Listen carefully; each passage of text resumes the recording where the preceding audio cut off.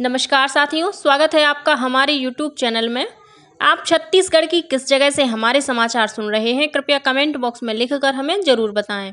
रायपुर से प्रस्तुत हैं छत्तीसगढ़ के प्रादेशिक समाचारों के साथ मैं रजनी शुक्ला। पहले मुख्य समाचार। प्रधानमंत्री नरेंद्र मोदी ने कहा है कि भारत 2047 तक एक विकसित राष्ट्र बन जाएगा। शिक्षक दिवस पर राज्यपाल प्रदेश के 52 शिक्षकों को राज्य स्तरीय शिक्षक सम्मान से करेंगे सम्मानित।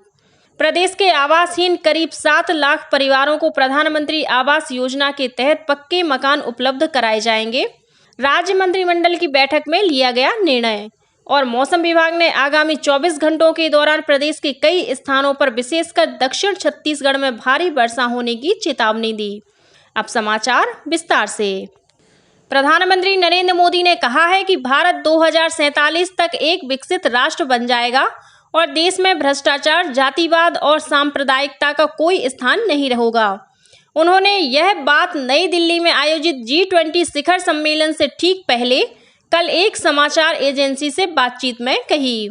श्री मोदी ने कहा कि G20 शिखर सम्मेलन में भारत के विचारों और दृष्टिकोण को दुनिया भविष्य की एक रूपरेखा के रूप में देख रही है। उन्होंने कहा कि अलग अलग विषयों से जुड़े G20 देशों के मंत्री स्तरीय समूह के निर्णय दुनिया के भविष्य के लिए निर्णायक सिद्ध होंगे। प्रधानमंत्री ने कहा कि भारत का दृष्टिकोण एक विचार मात्र नहीं है, बल्कि G20 की भारत की अध्यक्षता के कई सकारात्मक परिणाम सामने आ रहे हैं। उन्होंने कहा कि वसुधैव कुटुंबकम G20 की विषय वस्तु रही है और यह केवल एक नारा नहीं है, बल्कि यह हमारे सांस्कृतिक मूल्यों का एक व्यापक दर्शन है। राष्ट्रपति द्रौपदी मुर्मू 5 सितंबर को नई दिल्ली के विज्ञान भवन में 75 शिक्षकों को राष्ट्रीय शिक्षक पुरस्कार प्रदान करेंगी। हर वर्ष 5 सितंबर को डॉक्टर सर्वपल्ली राधाकृष्णन की जयंती को राष्ट्रीय शिक्षक दिवस के रूप में मनाया जाता है। इस वर्ष से राष्ट्रीय शिक्षक पुरस्कार के दायरे को बढ़ाया गया है। इसमें उच्च शिक्षा विभाग तथा कौशल विकास और उद्यमिता मंत्रालय के शिक्षकों को भी शामिल किया गया है। इस वर्ष 50 स्कूली अध्यापकों, उच्च शिक्षा विभाग से 13 शिक्षकों तथा कौशल विकास और उद्यमिता मंत्रालय से 12 शिक्षकों को पुरस्कृत किया जाएगा। छत्तीसगढ़ से इस वर्ष अंबिकापुर के ब्रह्मपारा स्थित स्वामी आत्मानंद शासकीय अंग्रेजी माध्यम स्कूल के प्राचार्य डॉक्टर ब्रजेश पांडेय का राष्ट्रीय शिक्षक सम्मान के लिए चयन हुआ है। राष्ट्रपति श्री पांडेय को नई दिल्ली में आयोजित समारोह में यह सम्मान प्रदान करेगी। शिक्षक दिवस के अवसर पर 5 सितंबर को राजभवन में राज्य स्तरीय शिक्षक सम्मान समारोह का आयोजन किया जाएगा। राज्यपाल विश्वभूषण हरिचंदन समारोह में प्रदेश के 52 शिक्षकों को सम्मानित करेंगे। इनमें से 48 शिक्षकों को राज्य शिक्षक सम्मान और 4 शिक्षकों को प्रदेश के महान साहित्यकारों के नाम पर स्मृति पुरस्कार से सम्मानित किया जाएगा। समारोह में राज्य शिक्षक पुरस्कार के लिए चयनित शिक्षकों को 21-21 हजार रुपये और प्रशस्ति पत्र प्रदान किया जाएगा। साथ ही प्रदेश की महान विभूतियों की स्मृति में दिए जाने वाले पुरस्कार से सम्मानित होने वाले शिक्षकों को 50-50 हजार रुपये और प्रशस्ति पत्र प्रदान किए जाएंगे। समारोह की अध्यक्षता मुख्यमंत्री भूपेश बघेल करेंगे। वहीं विशिष्ट अतिथि स्कूल शिक्षा मंत्री रविंद्र चौबे और संसदीय सचिव द्वारकाधीश यादव होंगे।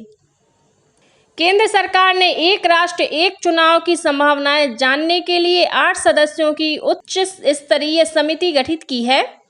पूर्व राष्ट्रपति रामनाथ कोविंद समिति के अध्यक्ष होंगे। गृह मंत्री अमित शाह, कांग्रेस सांसद अधीर रंजन चौधरी, राज्यसभा में विपक्ष के पूर्व नेता गुलाम नबी आजाद, 15वें वित्त आयोग के पूर्व अध्यक्ष और कुछ अन्य वरिष्ठ लोगों को नामित किया गया है।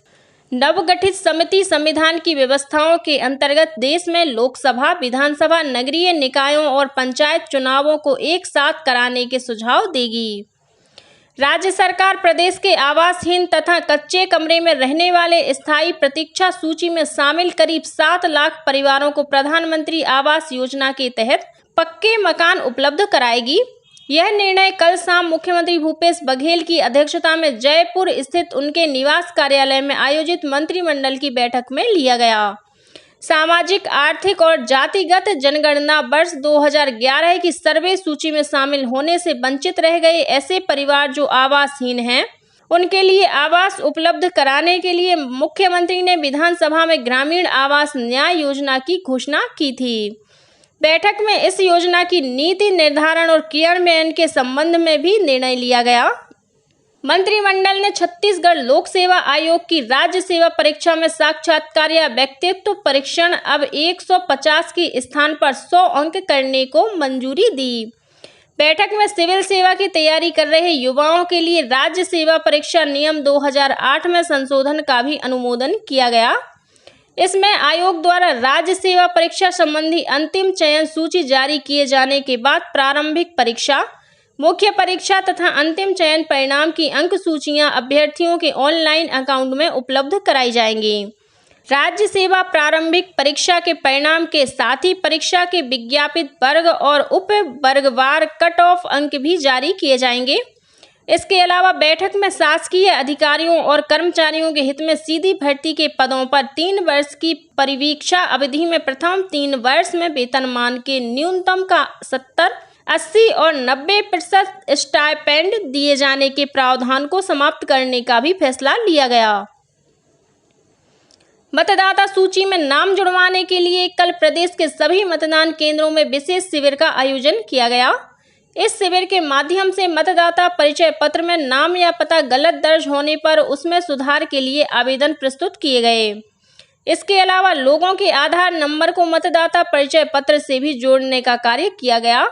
प्रदेश में इन दिनों मतदाता सूची के पुनरीक्षण कार्य जारी हैं, जो 11 सितंबर तक चलेगा। वहीं 4 अक्टूबर को मतदाता सूची का अंतिम प्रकाशन होगा। भारतीय जनता युवा मोर्चा के कार्यकर्ताओं ने कल रायपुर में एटीएम भरो कार्यक्रम का आयोजन कर प्रदेश सरकार के कथित भ्रष्टाचार के खिलाफ विरोध प्रदर्शन किया। भाजयुमो के प्रदेश अध्यक्ष गोविंद गुप्ता के नेतृत्व में आयोजित एक कार्यक्रम में सांकेतिक एटीएम बनाकर विरोध जताया गया। इस मौके पर श्री गुप्ता ने कहा कि प्रदेश की कांग्रेस सरकार जिस घोषणा पत्र के सहारे सत्ता में आई, उसमें से कई वायदे अभी पूरे नहीं हुए हैं, बल्कि भ्रष्टाचार लगातार बढ़ रहा है। केंद्रीय जांच एजेंसियों की जांच में हजारों करोड़ रुपए के अवैध लेन देन का खुलासा हुआ है। दुर्ग जिले के मुख्य चिकित्सा और स्वास्थ्य अधिकारी ने एस्मा लागू होने के बाद भी कार्य पर नहीं लौटने वाले 206 हड़ताली कर्मचारियों को निलंबित कर दिया है। आदेश में बताया गया है कि हड़ताली कर्मचारियों को कार्य पर उपस्थित होने के लिए बीते 21 और 26 अगस्त को आदेश जारी किया गया था, लेकिन ये कर्मचारी अपने कार्य पर उपस्थित नहीं हुए। कोंडागांव जिले के मत्स्य विभाग में कार्यरत सहायक ग्रेड 2 के कर्मचारी संजय गढ़पाले को करोड़ों रुपए की शासकीय राशि का गबन करने के आरोप में पुलिस ने गिरफ्तार किया है। मिली जानकारी के अनुसार मछली पालन कार्यालय में संजय गढ़पाले अकाउंटेंट के पद पर कार्यरत था।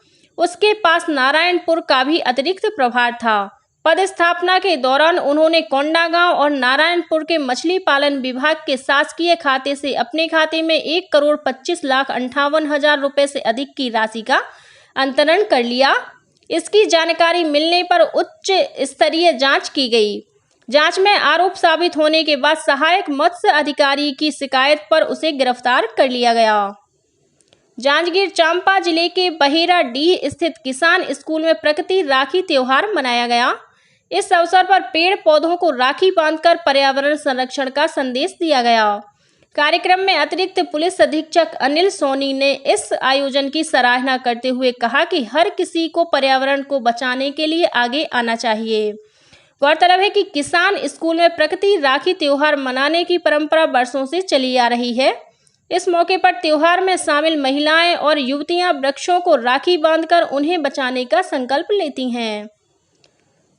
चंद्रमा पर 14 दिन तक सूर्य का प्रकाश उपलब्ध नहीं होने तक भारतीय अंतरिक्ष अनुसंधान संगठन इसरो ने सौर ऊर्जा से चलने वाले प्रज्ञान रोवर के पेलोड्स को फिलहाल निष्क्रिय कर दिया है और यह चंद्रमा की सतह पर सुरक्षित है।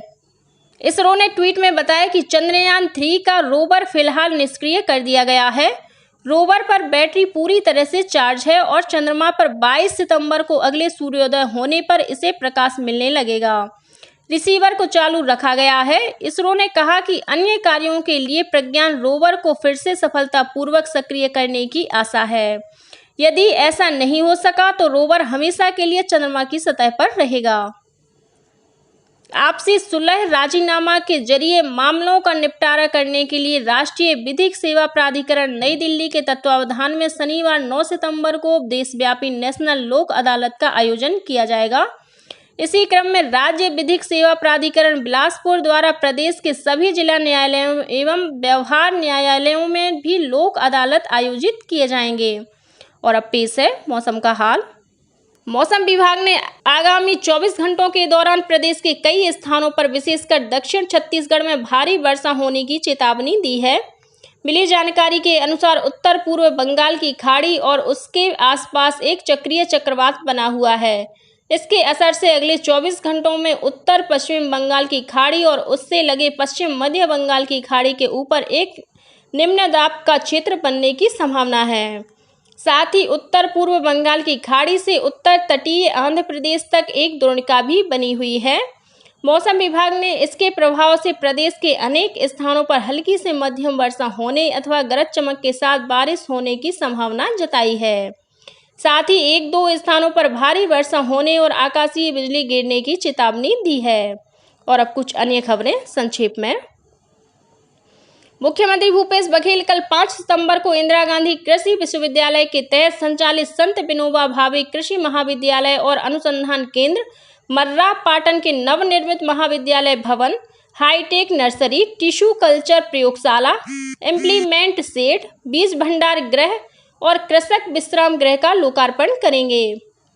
जांजगीर चांपा पुलिस ने देसी शराब पीने से 2 लोगों की मौत के मामले में एक आरोपी को गिरफ्तार किया है। कबीरधाम जिले के रानी दरहा जलप्रपात में पिकनिक मनाने गए 2 युवकों की डूबने से मौत हो गई। भिलाई के पास राष्ट्रीय राजमार्ग में एक तेज रफ्तार ट्रेलर ने 2 लोगों को अपनी चपेट में ले लिया। इस हादसे में एक युवक की मौके पर ही मौत हो गई। और जांजगीर चांपा जिले में नवागढ़ थाना क्षेत्र के ग्राम कटोद में करंट लगने से 2 लोगों की मौत हो गई। इसी के साथ छत्तीसगढ़ के समाचारों का ये बुलेटिन समाप्त हुआ। नमस्कार।